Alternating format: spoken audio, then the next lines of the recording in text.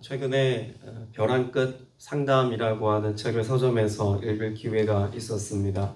17명의 상담사가 약 30가지의 심리 치료를 한 내용을 기록한 책인데, 그 내용 중에 보면 자기 비하라고 하는 주제를 가지고 써놓은 글들이 있었습니다. 스스로 생각하는 사람들이 있죠. 나는 뭘 해도 안 돼. 내 능력은 여기까지야. 보나마나 이 일은 실패로 끝날 거야. 이렇게 생각하면서 자신의 삶을 저 밑바닥까지 끌어내리는 사람들이 있습니다. 이런 사람들을 치료하기 위해서 이 심리 치료를 하시는 분들이 선택하는 3가지 방법이 있다고 합니다. 첫째는 괜찮아. 실수해도 괜찮고 실패해도 괜찮아 라고 하는 그런 긍정의 수위를 낮춰주는 일을 한다고 합니다. 두 번째는 인정입니다. 그런 연약함이 있고 또 나약한 삶의 모습이 있지만 그럼에도 불구하고 누군가에게 인정을 받고 지지를 받으면 회복이 된다는 거죠. 그리고 마지막 3번째는 스스로 변화를 다짐하도록 이끌어준다라고 이야기를 합니다. 오늘 말씀에 앞서 이 책을 인용한 이유는 모세의 고백 속에 이런 자기 비하적 발언이 많이 포함되어져 있기 때문에 그렇습니다. 하나님이 애초에 모세를 만났을 때 그가 하나님께 대하여 했던 말이 무엇입니까? 4장 10절 말씀에 보면 모세가 여호와께 아뢰되 오 주여 나는 본래 말을 잘 하지 못하는 자니이다 라고 말합니다. 실제로 이것은 그가 광야에서 살았던 40년의 시간 동안 이집트에서 사용했던 그 이집트 언어를 많이 사용하지 못한 것에 대한 자기 표현이라고 볼 수도 있고, 또 한편으로는 실제로 그가 글을 쓰거나 혹은 다른 사람들과의 관계 안에서 말을 하는 것은 잘했을지 모르겠습니다만 실제로 누군가 앞에 서서 말하는 것은 정말 난 말할 용기가 없습니다. 난 그런데 재주가 없습니다. 라고 하는 표현일 수도 있습니다. 아무튼 모세의 마음 가운데는 그렇게 말하는 것에 대한 자신감이 많이 결여되어져 있다는 거죠. 우리가 7장을 읽었습니다만 6장 마지막 구절인 29절 30절 말씀에도 보면 모세가 바로 앞에 나아가기까지 또다시 고민하는 흔적이 있습니다. 30절 말씀 볼까요? 6장 30절에 보면 모세가 여호와 앞에서 아뢰되 나는 입이 둔한 자이오니 바로가 어찌 나의 말을 들으리까 라고 말합니다. 여러분, 이것은 우리의 삶에 단지 세상을 살아가는 해법에 관하여 말씀하고 있는 것이 아님을 주목해야 합니다. 여러분, 이 메시지 안에는 우리가 복음의 증인으로 살아가는, 다시 말해서 하나님께로부터 받은 그 말씀이 나를 통해서 흘러가게 하고 선포되게 하고 증언되게 하는 것과 연관이 있다는 것을 우리는 꼭 염두에 두어야 합니다. 애초에 모세가 지금 말을 못합니다 라고 말하기 전에 그 말하려고 하는 내용은 누구로부터 주어진 것입니까? 하나님께서 모세에게 주신 하나님의 말씀입니다.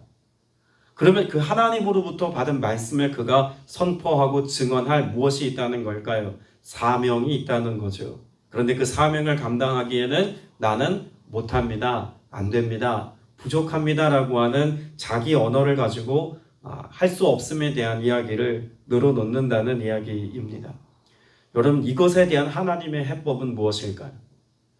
우리에게도 사실 이런 자기 비하적 발언들이 늘 있기 마련입니다. 난 나이가 많습니다. 난 건강하지 못합니다. 나는 성품이 유약하고 내성적입니다. 나는 해야 할 일들이 많습니다. 나는 재정이 부족합니다. 하나님께서 우리에게 주신 그 말씀을 선포할 사명자로 살아갈 그 이유가 충분하지 못함을 분명히 이야기할 것들이 누구에게나 변명거리로 다 있다는 이야기죠. 그때 하나님이 출애굽기 말씀에서 반복적으로 하시는 말씀이 있습니다. 애초에 4장 말씀을 말씀할 때 하나님께서 모세에게 뭐라고 말씀하셨냐면 4장 16절에 보니까 그가 너를 대신하여 백성에게 말할 것이니 그는 내 입을 대신할 것이요 너는 그에게 무엇과 같이 되리라? 하나님과 같이 되리라 라고 말합니다. 자, 오늘 7장 말씀도 볼게요. 7장 1절에도 보면 여호와께서 모세에게 이르시되 볼지어다 내가 너를 바로에게 신같이 되게 하였은즉 내 형 아론은 내 대언자가 되리니 라고 말합니다. 여러분이 말씀 가운데서 신같이 되게 하겠다라고 하는 말의 의미, 혹은 4장에서 하나님과 같이 되게 하겠다라고 하는 의미, 여러분 이것은 무엇을 의미할까요? 이제는 모세가 자신의 모습을 가지고 세상 앞에 서는 것이 아니라 하나님의 형상을 가지고 함께 하시는 하나님의 나타나심으로 세상 앞에 서서 그 권위와 능력을 가지고 세상 가운데 하나님의 말을 하나님의 직접 현현한 것처럼 선포하게 하겠다라고 말씀하고 있는 것입니다. 여러분, 이 안에는 우리가 복음의 두 가지 내용을 살펴볼 수가 있습니다. 첫째는 우리 그리스도인들이 모세처럼 세상 앞에서 하나님의 형상을 가지고 하나님의 말씀으로 하나님의 능력으로 하나님의 말씀을 대언하고 선포하는 증인의 삶을 살게 될 수 있다는 사실을 분명히 말씀하고 있는 것이죠.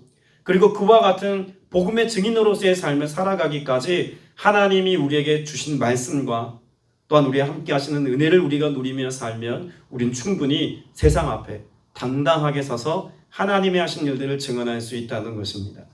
더불어 이 모세의 모습 속에는 누구의 모습도 보입니까?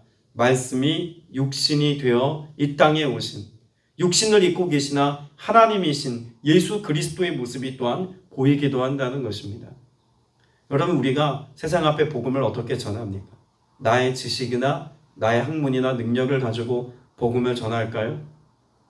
아무리 많은 교육과 훈련을 받아도 복음 전함에 있어서는 우리의 마음과 우리의 영이 준비되어 있지 않으면 복음 전하는 것은 정말 어려운 일입니다. 학위가 여러 개 있으면 가능할까요? 전도 훈련을 많이 받으면 가능할까요? 여러분, 이것도 물론 중요합니다. 그러나 더 중요한 것은 무엇일까요? 오늘 본문에서 말씀하고 있는 것처럼 바로에게 신이 되게 하신 하나님의 능력과 같이 세상 앞에 나를 통해서 하나님의 형상이, 하나님의 능력이 드러나게 하시는 하나님의 은혜가 있을 때 우리는 증인으로서의 삶을 살 수 있는 것인 줄도 믿습니다. 그럼 나에게 부어주시는 하나님의 은혜뿐만 아니라 하나님은 이 모든 일을 모세 개인에게 위임하신 것이 아니라 누구에게 위임하셨을까요? 공동체에 위임하셨습니다. 여러분, 여기 말하는 공동체라고 할 수 있는 것은 바로 모세와 아론 두 사람입니다. 지금 숫자가 두 사람이기 때문에 적게 보입니다만 여러분이 복음을 전하고 하나님의 말씀을 대언할 이 사명은 예수님께서도 두세 사람이 내 이름으로 모인 곳에 그들과 함께 하겠다는 말씀처럼 두 사람 이상이 모일 때 공동체가 되고 그 공동체를 통해서 하나님의 능력이 나타남에 관해서 하나님은 이미 약속하셨고 예수님도 이것을 말씀하셨습니다. 왜 이것이 중요할까요?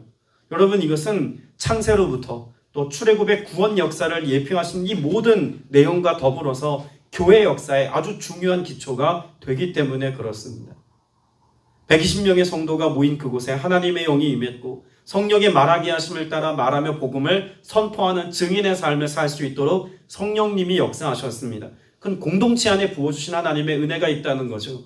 우리 성도 한 사람 한 사람이 세상 앞에서 그리스도의 형상을 가지고 하나님의 능력을 나타내는 삶을 살아가는 것도 너무나 중요하지만 더불어 공동체 안에서 하나님의 임재를 경험하고 공동체 안에 부어진 하나님의 사랑과 은혜가 확증되어지고 하나님의 권능과 이적의 나타남을 보는 것이 너무나 중요하다는 것을 분명히 말씀해 주고 있는 것입니다.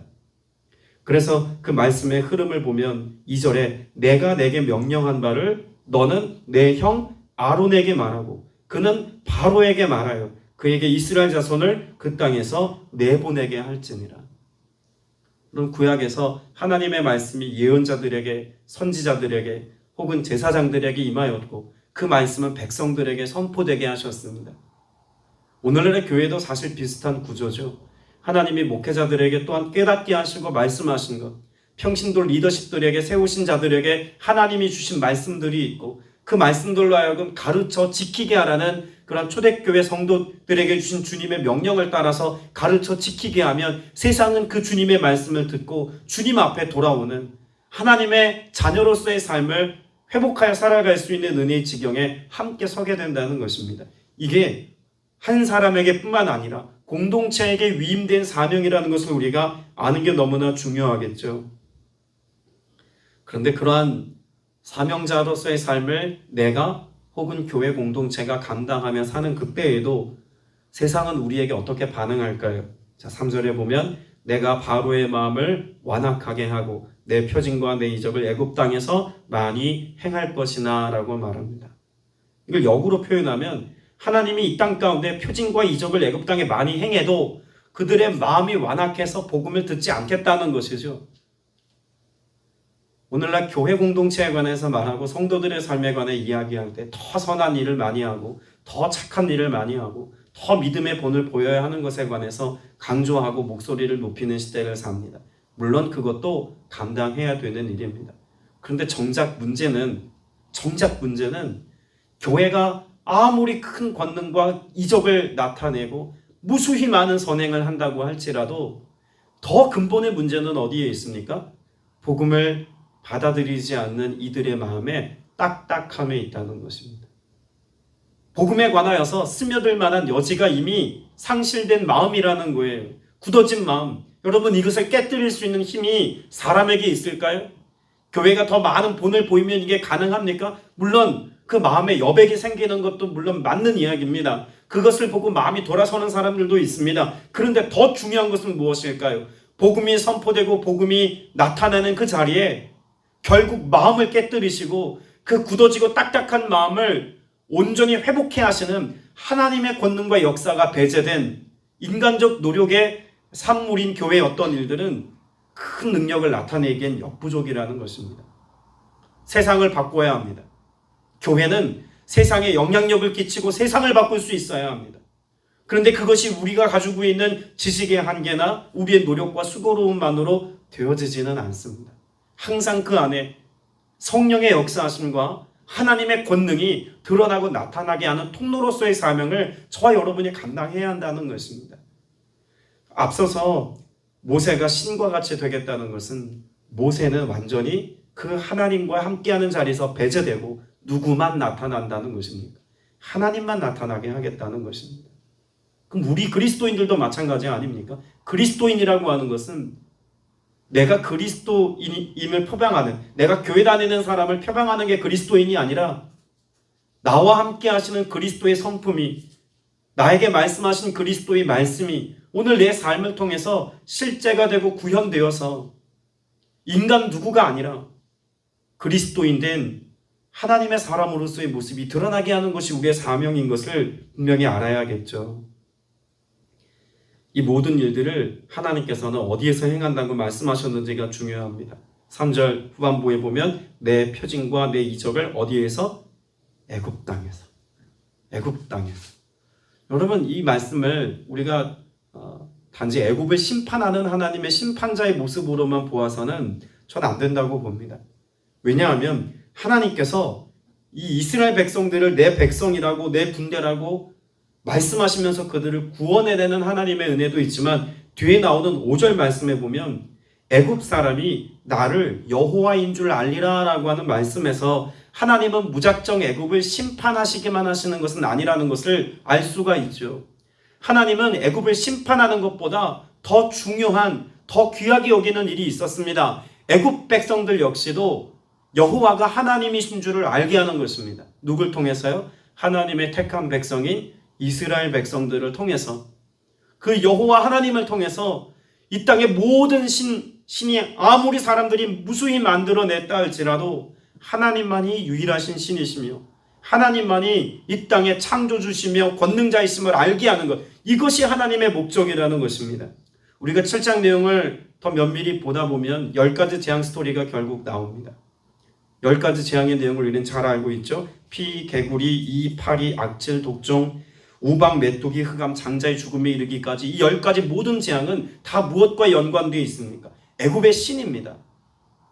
하피라는 신, 이시스라는 신, 또 오리시스라고 하는 신이나 게부, 슈, 하토르뿐만 아니라 누트, 라에 이르기까지 다 이 애굽 땅에서 섬기고 있었던 신의 목록입니다. 이 신을 누가 심판하십니까? 이스라엘의 하나님 야훼 하나님께서 심판하시고 하나님께서 그 모든 것들을 무용하게 하십니다. 그래서 무엇을 드러내는 것일까요? 여호와가 하나님이신 것을 하나님이 직접 증명하시는 것입니다. 오늘 저와 여러분이 성도가 되고 교회의 지체가 되고 일부가 되고 오늘 그리스도인으로서의 삶을 살아가지만 결국 이 땅 가운데 예수 그리스도의 주되심과 하나님의 하나님 되심을 증명하는 일은 누가 하십니까?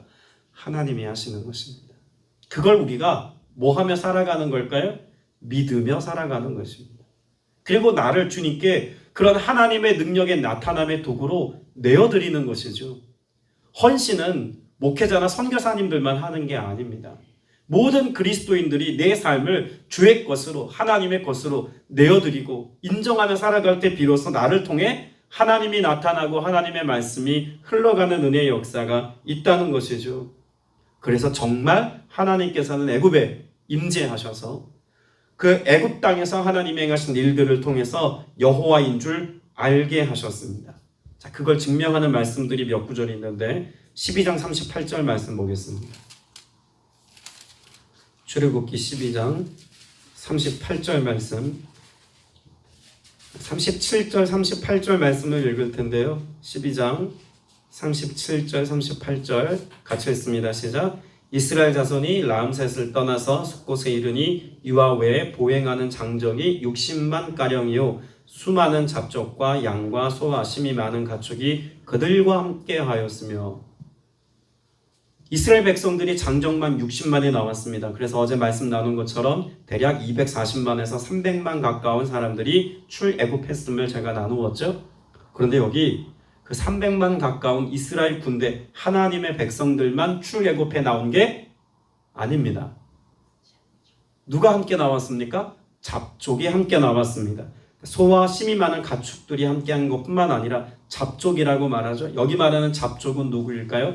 애굽 사람을 포함한 이스라엘 백성 이외에 다른 소수 민족의 많은 사람들도 함께 출애굽했다는 이야기입니다. 애굽 땅에 살고 있었던 또 다른 노예들, 또 다른 이방인들이 이스라엘 백성들이 출애굽할 때 왜 광야로 기꺼이 함께 같이 나왔을까요? 다른 이유가 없습니다. 애굽 땅에 사는 동안 수많은 신들을 섬기는 삶을 살았던 그 애굽 사람들과 애굽 땅에 있던 사람들이 하나님이 하신 10가지 재앙을 통해서 하나님을 경험하고 알게 된 것입니다. 그리고 이제는 세상신을 따르는 삶이 아니라 누구를 따르는 삶을 사는 겁니까? 하나님을 예배하고 경외하는 삶을 따라 살겠노라고 따라 나선 것입니다. 여러분, 여기에 어떤 구원의 역사가 있습니까?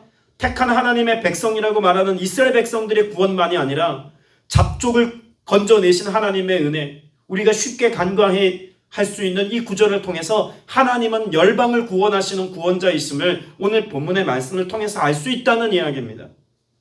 구약에서도 하나님의 구원 역사는 이스라엘에게만 제한적이지 않습니다. 잡족들까지, 이방인들까지 구원하시는 하나님의 구원 역사를 그림을 통해서 예수 그리스도께서 이 땅 가운데 이루신 구원 역사가 단지 어떤 특정한 한 민족과 나라에 국한된 것이 아니라 온 열방을 구원하시는 하나님의 구원 역사, 여기에 하나님의 초점이 있다는 것을 알 수가 있습니다. 한 구절을 더 볼까요? 18장 1절입니다.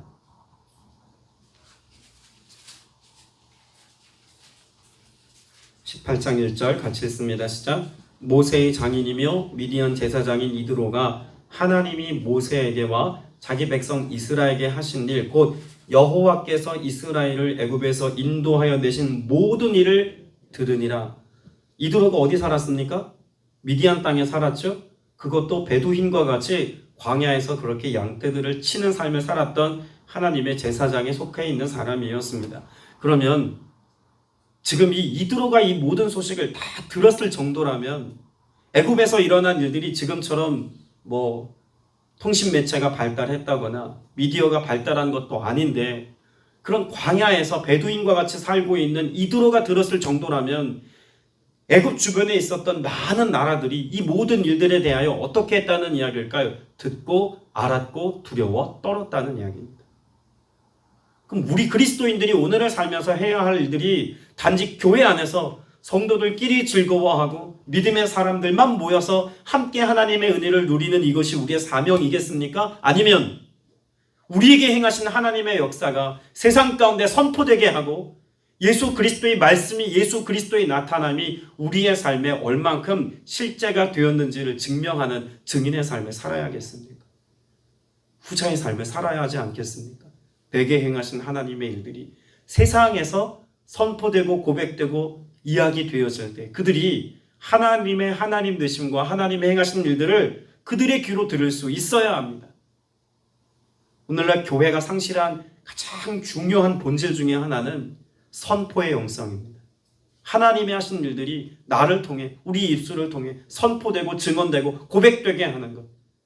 우리는 어쩌면 모세와 같이 스스로를 자기 비하하며 살아가는 것에 익숙해졌는지도 모르겠습니다. 영적 자기 비하가 있죠.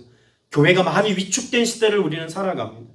코로나 이후를 살아가는 우리의 신앙 정체성이 또 우리를 스스로를 진단하고 평가하는 잣대가 너무 비판적이기만 해서 우리가 본래 하나님께서 주신 은사와 은혜와 능력과 말씀을 가볍게 여기고 또한 또 잘 사용하지 않으려고 하는 혹은 위축된 삶을 당연하게 살아가는 삶의 태도가 있는지도 모릅니다. 오늘 본문 말씀에 보면 출애굽한 이스라엘 백성들을 하나님이 뭐라고 말씀하나요? 4절 말씀에 보니까 내 군대, 내 백성, 이스라엘이라고 말씀하지 않습니까? 주님이 동일하게 저와 여러분을 향해서도 말씀합니다. 내 백성, 나의 소유된 나의 백성이라고 말씀합니다. 내가 핏값을 주고 산 나의 자녀라고 말씀하십니다.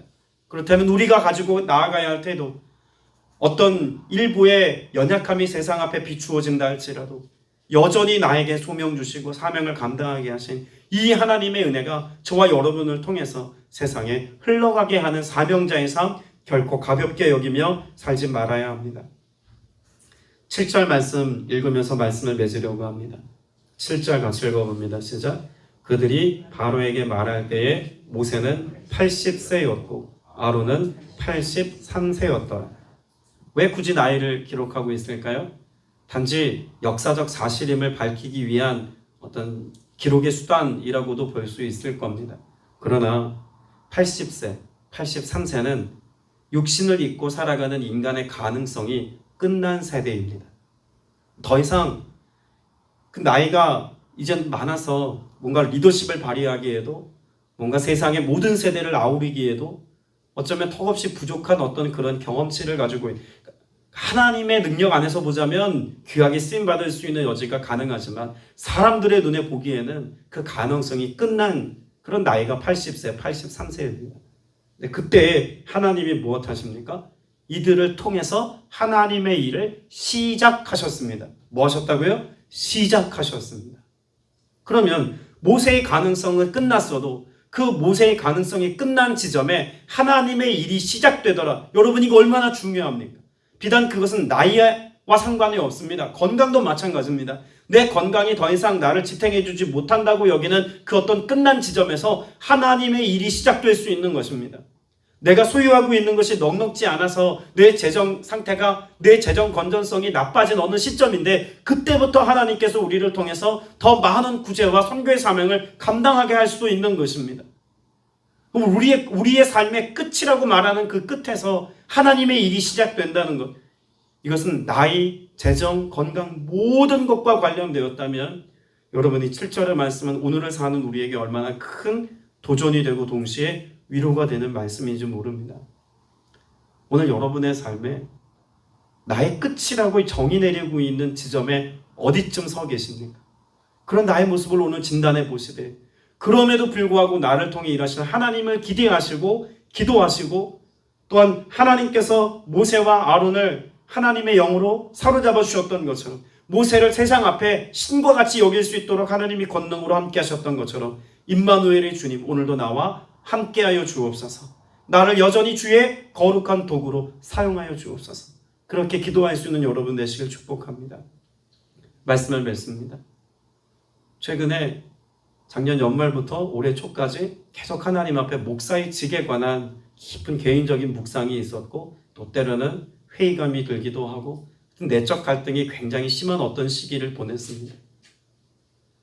아직 이제 막 50밖에 안 됐는데도 하나님 은퇴는 이런 생각이 들 만큼 마음이 막 밑바닥을 치는 때가 있었습니다. 그렇게 은퇴를 생각하고 어떻게 하면 이 직을 내려놓을까를 생각할 만큼 저 밑바닥 깊은 곳까지 내려간 시점에 하나님께서 기도할 때마다 주시는 은혜가 있었습니다. 목사 안수를 받았을 때 하나님 앞에 고백했던 고백입니다. 하나님, 제가 목사로 살아가는 동안 달아 없어질 때까지, 하나님 녹슬어 쓸모없는 인생이 되어질 때가 아니라 달아 없어질 때까지 하나님 마음껏 사용하시는 하나님의 도구가 되게 하여 주옵소서. 그 그런 기도를 드렸던 이 고백을 하나님이 잊지 않으시고 계속해서 저 안에 말씀해 주시는 겁니다. 근데 그렇게 버티고 견디는 어느 시점에서 하나님께서 부어주시는 은혜, 하나님의 사랑, 하나님께서 회복하게 하시면요, 그 밑바닥에서 경험할 수 있는 은혜였습니다. 왜 제 개인의 말씀을 드리냐면 우리 누구나 다 각자의 위치에서 밑바닥을 경험할 때가 있습니다. 목사라도 예외는 아니라는 이야기죠. 근데 그 밑바닥에 있는 그때, 모든 것이 고갈되고 모든 것이 다 빠져나갔다고 생각되어지는 그때 채워짐의 은혜를 더 풍성히 경험하는 은혜가 있다는 이야기입니다. 여러분 신앙생활 하다 보면 기도가 저 밑바닥까지 내려가서 기도 한마디도 할 수 없을 만큼 영적인 침체를 겪을 때도 있습니다. 하나님의 사랑과 은혜가 한 방울도 남아있지 않은 것처럼 내 영적인 상태가 메마름의 상태일 수도 있습니다. 그러나 기억하십시오. 제가 모세의 삶을 이야기하면서 모세 지팡이 말씀드리지 않았습니까? 정말 메마른 마른 막대기 같아도 하나님의 손에 붙들리면 다시금 채워짐의 은혜는, 다시금 회복의 은혜는 순간입니다. 여러분의 삶에 오늘 그 은혜가 있기를 바라며 그 어느 때보다도 하나님의 하나님 되심을 뜨겁게 경험하고 성령께서 내 안에 역사하시는 회복의 은혜를 풍성히 누리는 복된 날 되셔서 주 은혜를 누릴 수 있고 선포할 수 있는 여러분 되시길 주님의 이름으로 축복합니다. 기도드리겠습니다. 주님 감사합니다. 늘 마른 막대기와 같은 우리의 삶일지라도 포기하지 아니하며 모세처럼 못합니다, 안됩니다, 할 수 없습니다의 고백을 가지고 일관하는 그 연약함의 때에도 포기하지 아니하시고 끝까지 인정하시며 용납하시고 그를 통해 일하시는 하나님을 찬양합니다. 오늘 우리의 모습이 때로 그와 같을 때가 많음을 고백합니다. 주님 앞에 우리의 모습 그대로 나아왔사오니 주께서 세상 앞에 모세로 하여금 신과 같이 되게 하셨던 것처럼 오늘 성령님 우리 안에 충만하게 임하여 계셔서 나를 통해서 세상 앞에 예수 그리스도가 드러나며 예수 그리스도의 복음이 선포되는 삶을 살아갈 수 있도록 주님 역사하여 주시옵소서. 주님의 것입니다. 연약해도 주님의 것이며 가난해도 주님의 것이며 병약해도 주님의 것이며 그 모든 것이 다 주님의 것임을 우리가 고백하며 오늘을 살아갑니다. 주님의 것이오니 책임지시고 돌보시며 역사하여 주시어서 하나님 나라를 위한 거룩한 도구로 쓰임받기에 부족함이 없도록 성령님 역사하여 주시옵소서. 성령님 사용하여 주시옵소서. 하나님의 하나님 되심을 증명하는 거룩한 통로요 도구가 되게 하여 주시옵소서. 감사드리옵고 예수님의 이름으로 기도드렸사옵나이다. 아멘.